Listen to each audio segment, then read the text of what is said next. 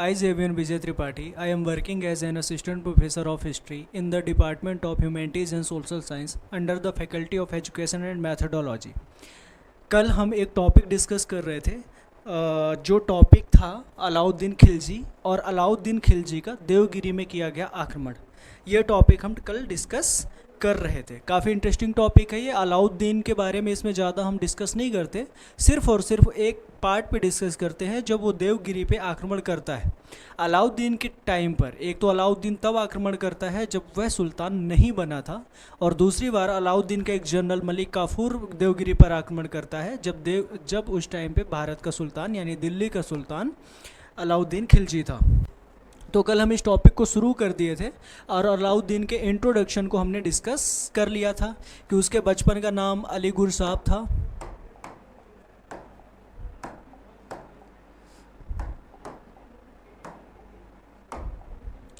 बचपन का नाम अली गुर साहब था और वो जो जलालुद्दीन खिलजी है उसका भतीजा भी था, और बाद में उसने जलालुद्दीन ने अपने भतीजे से ही अपनी बेटी की शादी कर दी, तो वो उसका भतीजा के साथ साथ उसका दामाद भी था। अलाउद्दीन खिलजी 4 भाइयों में से एक था, सबसे बड़ा था वो, और वह एक जनरल में से एक था। बाद में उसे जलालुद्दीन खिलजी ने कारा के मलिक छज्जू के विद्रोह को दबाने के कारण कारा का सूबेदार या फिर गवर्नर बना देता है, और बाद में उसने कुछ और बेहतर कार्य किए जिसकी वजह से उसे अवध का नवाब भी अवध का गवर्नर भी बना दिया जाता है। अब जो अलाउद्दीन खिलजी है, अलाउद्दीन खिलजी भारतीय इतिहास में काफ़ी चीज़ों के लिए फेमस है। पहले तो उसको अपने रिफॉर्म्स के लिए, एडमिनिस्ट्रेटिव रिफॉर्म्स के लिए, चाहे वो रेवेन्यू हो, चाहे वो मनी रिलेटेड हो, या फिर सोसाइटी में रिफॉर्म करने हो, उसके लिए वो फेमस है। दूसरा, वो मंगोलों के सबसे ज़्यादा मंगोलों का आक्रमण अलाउद्दीन खिलजी के एरा में ही होता है, उसी के टाइम पीरियड में होते हैं सबसे ज़्यादा। तो वो मंगोलों से दिल्ली सल्तनत और दिल्ली वासियों की सुरक्षा या फिर अपने राज्य की सुरक्षा करने के कारण भी जाना जाता है। और तीसरा एक और रीज़न है जिसकी वजह से वो जाना जाता है, वो अपने एक जनरल मलिक काफूर के साथ उसके रिलेशन की वजह से भी वो जाना जाता है।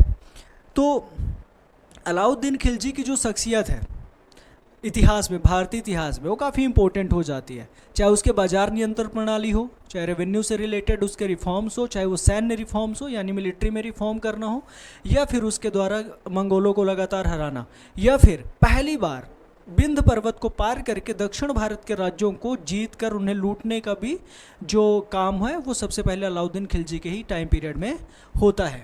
हम कल पढ़ रहे थे कि वो उसका भतीजा और सन-इन-लॉ था, उसने अपनी बेटी से शादी कर दी, और जो सबसे पहला उसने उसको पोस्ट दी वो थी अमीर तुजुक की।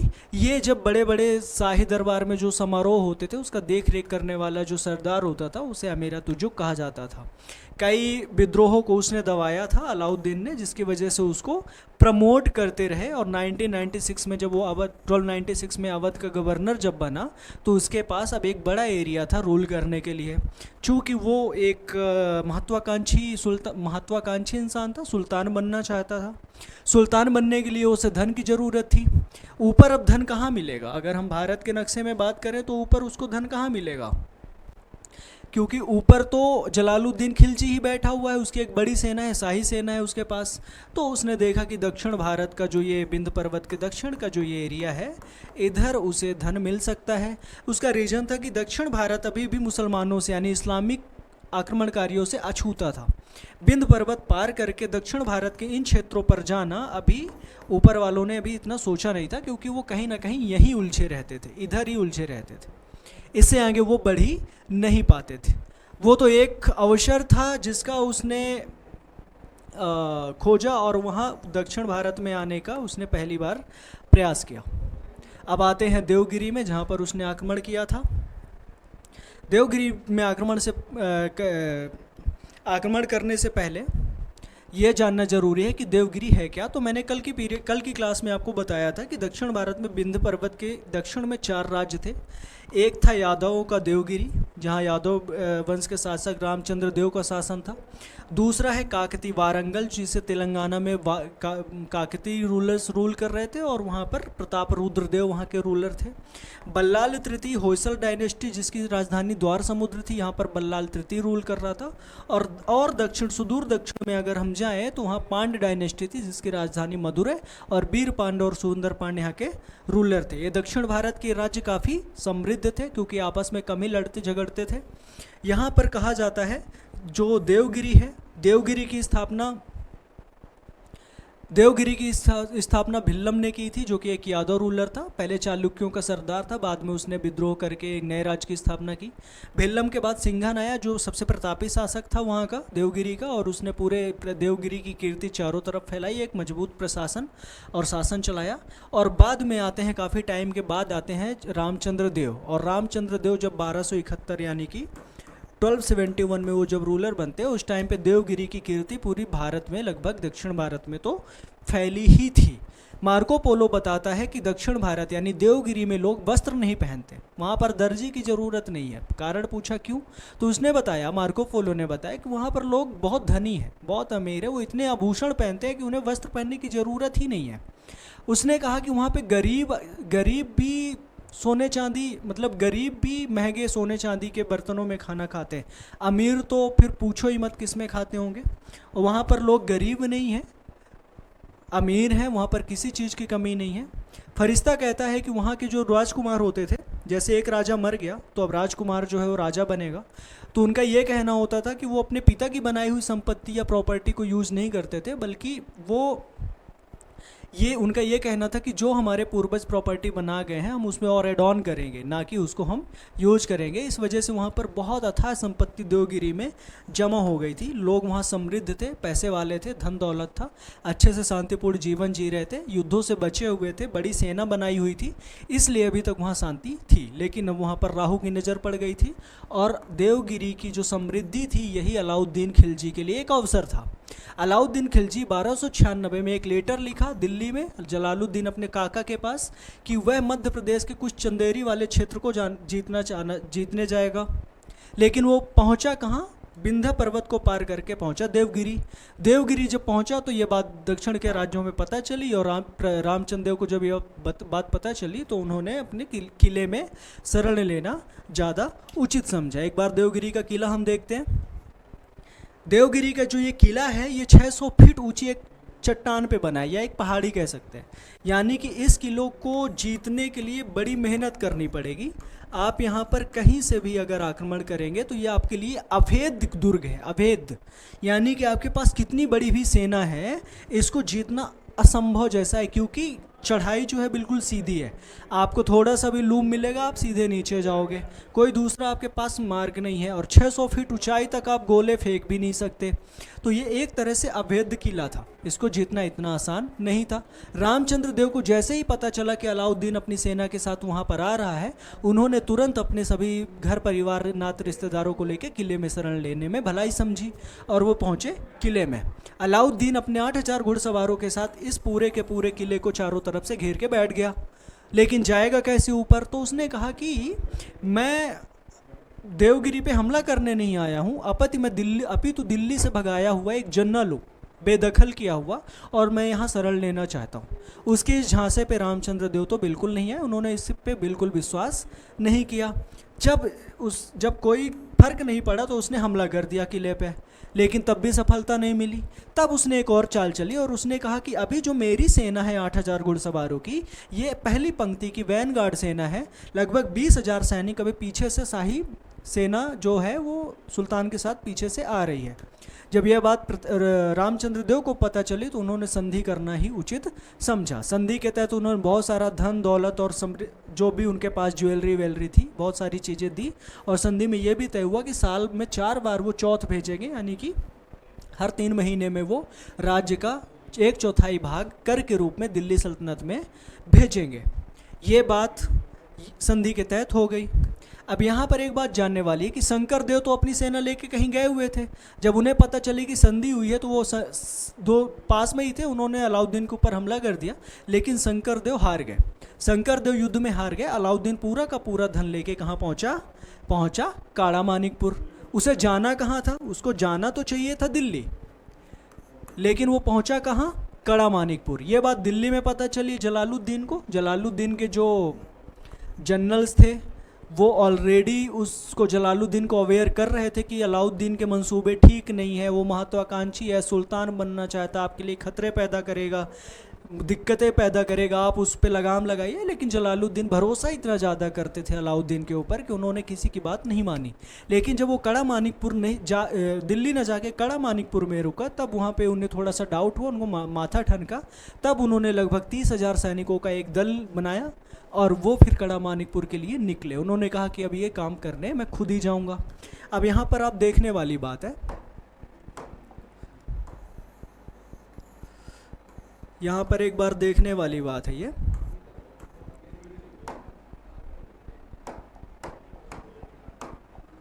कि जो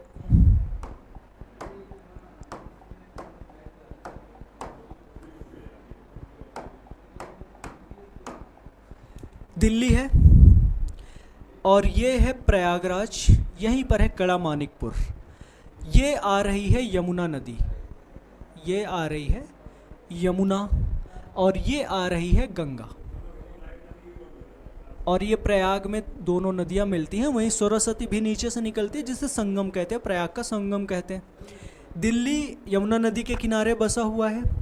यहाँ पर 30,000 की जो सेना थी इनकी, वो यमुना पार करके, सॉरी, जो 30,000 की सेना थी वो एक लंबे रूट से प्रयागराज की यात्रा के लिए निकली, यानी काड़ा मानिकपुर की यात्रा के लिए, ये वाले रूट से 30,000 की सेना, और लगभग 1,1200 साथ में अंगरक्षकों यानी बॉडीगार्ड्स के साथ जलालुद्दीन यमुना क्रॉस करके इस रास्ते से आने का मार्ग चुना।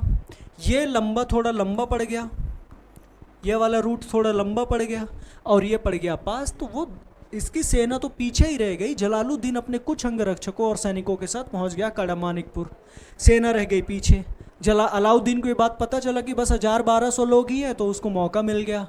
और यहाँ पर जैसे ही वो पहुँचा, यहाँ पर जलालुद्दीन की हत्या कर दी गई और सुल्तान बन गया, भारत का अगला सुल्तान बन गया अलाउद्दीन खिलजी। पद्मावत मूवी में दिखाया गया है कि जो मलिक काफूर है, जो अलाउद्दीन के खास जनरल था मलिक काफूर, उसके रिश्ते के लिए मैंने बताया था कि वो इसके लिए भी फेमस था, जलालुद्दीन के साथ अवैध संबंधों के लिए।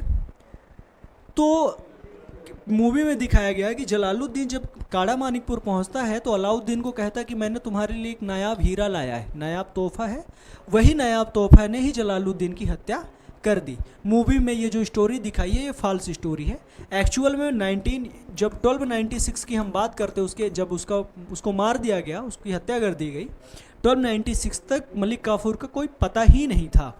मलिक काफूर को गुजरात से कच्छ के रण, या गुजरात से जब 1298 में 1298 में जब हमला करता है अलाउद्दीन की, जो जनरल्स थे उन्होंने जब वहाँ पे हमला किया, तब इसे वहाँ से पकड़ा गया था। 1,000 दिनार में उसे खरीदा गया था, इसलिए मलिक काफूर को 1,000 दिनारी भी कहा जाता है। वह जन्म से हिंदू था, बाद में मुस्लिम बना दिया गया, और वो LGBT कम्युनिटी का मेंबर था। यानी कि वो जो मूवी में कहानी दिखाई गई है वो सही नहीं है। 1298 में वो मिला है मलिक काफूर, जो कि पहले हिंदू था। तो यहाँ पर फिर वो उसकी हत्या कर दी गई और भारत का नया सुल्तान बना अलाउद्दीन खिलजी। अलाउद्दीन खिलजी का जो टाइम पीरियड है वो मैंने कल बता ही दिया था, 1296 से 1316 तक, यानी कि 20 साल तक उसने रूल किया। हम फिर आते हैं देवगिरी में। देवगिरी को जीतने के बाद तय हो गया कि आप हर साल 1/4 जो आपके जो राज्य की आमदनी है वो दिल्ली में आप भेजोगे। दिल्ली का सुल्तान बन गया अलाउद्दीन खिलजी। लेकिन अलाउद्दीन खिलजी के रास्ता इतना आसान नहीं था, उसका राज चलाना इतना आसान नहीं था। उसके राज्य में ही होने लगे मंगोलों के आक्रमण। जैसे वो सुल्तान बना, मंगोलों के आक्रमण लगातार शुरू हो गए, और ये आक्रमण 1296 से 1296 से 1305 तक लगातार चलते रहे। ये आक्रमण लगातार 5-7 साल तक चलते रहे। और ऐसे ऐसे नहीं, बहुत बड़े बड़े मंगोलों की लाखों की सेना आती थी। एक बार तो ऐसा हुआ कि 1303 पे अलाउद्दीन को खुद ही अपना किला छोड़ के सीरी के किले में शरण लेनी पड़ी थी। तो इस तरह से मंगोलों के लगातार आक्रमण शुरू हो गए। जब मंगोलों के आक्रमण में अलाउद्दीन खिलजी बिजी था, उस टाइम पे देवगिरी ने यानी कि रामचंद्र देव ने कर भेजना बंद कर दिया। जब कर भेजना बंद कर दिया तो जब वो मंगोलों से फ्री हुआ, मंगोलों के मैटर को जब सॉल्व करके वो फ्री हुआ, तब उसका ध्यान वापस से कहाँ गया? देवगिरी की तरफ। कहाँ गया? देवगिरी की तरफ। जिसे आज हम दौलताबाद कहते हैं, वो कभी देवगिरी कहलाता था। वह देवगिरी की तरफ गया और उसने देवगिरी पे हमला करने का प्लान बनाया। और इस बार उसने भेजा अपने साथ, वो इस बार तो सुल्तान तो वो नहीं गया, इस बार उसने दक्षिण भारत को जीतने का, ये साउथ इंडिया को जीतने की जिम्मेदारी दी अपने एक खास जनरल मलिक काफूर को। और मलिक काफूर को उसने भेजा दक्षिण में हमला करने के लिए। और वापस से देवगिरी में हमला हुआ 1307 में। एक कहानी तो दक्षिण में हमला करने की ये थी कि रामचंद्र देव ने कर देना बंद कर दिया था। दूसरी कहानी इसकी ये थी कि जब गुजरात पे 1304 में अलाउद्दीन ने हमला किया, गुजरात के रूलर थे कर्णदेव बाघेला। वो गुजरात छोड़ के भागे और पहुंचे देवगिरी की शरण में। देवगिरी से उन्होंने शरण मांगी, रामचंद्र देव ने शरण दे दी। 1298 में कर्णदेव की जो रानी थी कमला देवी, उनको पकड़ के दिल्ली ले जाया गया था, जहां पर अलाउद्दीन खिलजी ने उसके साथ विवाह कर लिया।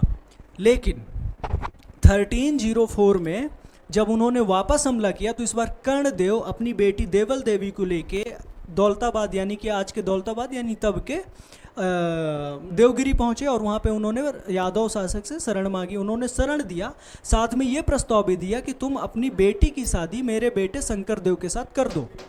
लेकिन उन्होंने इस प्रस्ताव को ठुकरा दिया। बाद में 1307 में जब मलिक काफूर ने हमला किया, तब वो शादी करने के लिए राजी हुए, लेकिन तब तक सैनिकों ने देवल देवी को पकड़ लिया। देवल देवी और खिज्र खां की प्रेम कहानी का जो वर्णन है खुसरो खां ने अपनी एक बुक में किया है, जिसका नाम है आशिका। आगे चल के उन्होंने 1307 में देवगिरी पर हमला किया और देवगिरी को वापस जीत लिया। बाद में मलिक काफूर आगे बढ़ता है और वारंगल को भी जीतता है।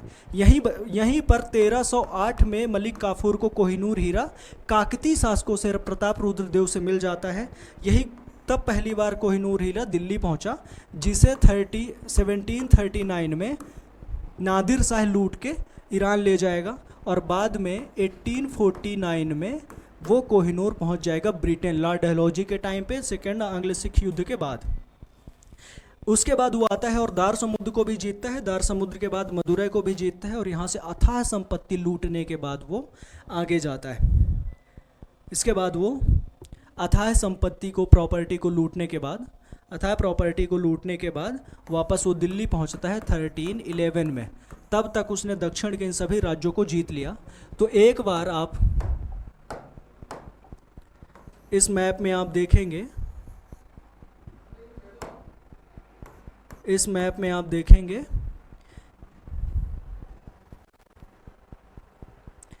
ये एरिया जो दिख रहा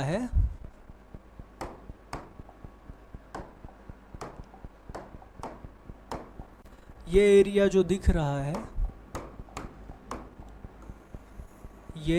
ये अलाउद्दीन खिलजी के टाइम का नक्शा है। दक्षिण भारत को डायरेक्ट उसने मर्ज नहीं किया था। अलाउद्दीन खिलजी के टाइम पे दक्षिण भारत सिर्फ लूटने का उसका जो उद्देश्य था, लूटना था, ना कि दिल्ली सल्तनत में मिलाना। दक्षिण भारत को दिल्ली सल्तनत में मिलाता है गयासुद्दीन तुगलक के बाद मोहम्मद बिन तुगलक दक्षिण भारत में दौलताबाद को अपनी राजधानी बनाएगा। और दक्षिण भारत में इस्लाम धर्म का प्रचार तुगलकों के टाइम पर होता है, ना कि खिलजियों के टाइम पे। इस तरह से आपने समझा कि देवगिरी पर 2 बार आक्रमण किया गया। पहली बार 1296 में, दूसरी बार 1307 में। देवगिरी को बाद में 1317 में हमेशा के लिए दिल्ली सल्तनत में तुगलक को मिला लिया जाता है। बाद में तुगलक आते हैं और देवगिरी का अस्तित्व ही समाप्त हो जाता है। तो इस तरह से आपने समझा अलाउद्दीन का देवगिरी का आक्रमण। साथ में आपने पूरा का पूरा देखा कि किस तरह उसने दक्षिण भारत को जीतने का प्लान बनाया, लूटने का प्लान बनाया और मंगोलों से कैसे निपटा। विभिन्न तरह के युद्धों को आपने देखा, उसके अभियानों को भी आपने देखा और इस तरह से आपने देखा कि 1296 में उसने काड़ा मानिकपुर को जीत लिया, वारंगल को भी उसने 1308 में जीत लिया, होयसल को 1311 में जीत लिया और द्वार समुद्र यानी कि पांडव के क्षेत्रों को भी जीत लिया, यादवों को भी जीत लिया। 1299 में गुजरात को जीत लिया, 1303 में चित्तौड़ को, रणथंभौर को 1301 में और मांडू को भी 1305 में जीत के उसने दिल्ली सल्तनत में मिला लिया।